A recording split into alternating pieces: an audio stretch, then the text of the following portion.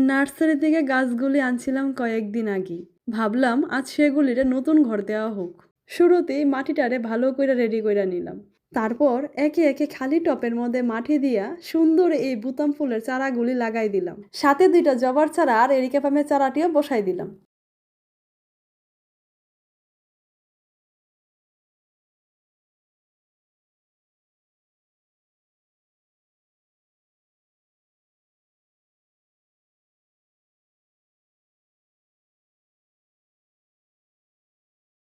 আর সবার শেষে জায়গা পেল এই ছোট্ট স্পাইডার প্ল্যান্টটা।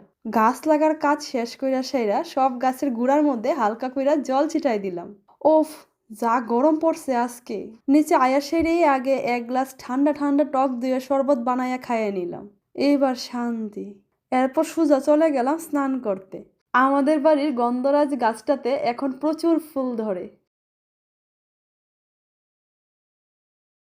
গাছ থেকে কয়েকটা ফুল তুইলা একটা বাটির মধ্যে জল দিয়া সাজাইয়া ঘরে কোণার মধ্যে রাইখা দিলাম। সারাটা দিনই ঘরটার মধ্যে এই ফুলের মিষ্টি গন্ধে মৌ মৌ করতে থাকে। আজকে দুপুরের খাবারের মেনুটা ছিল স্পেশাল। মাসি বানাইছিল দুর্দান্ত দুধ শুক্তো। খেতে যা টেস্ট হয়েছিল কি বলবো আর। আজকের দিনটা এইভাবেই কাটলো। তাহলে আসি, দেখা হবে আমার নতুন ডায়েরির পেজের গল্প নিয়ে।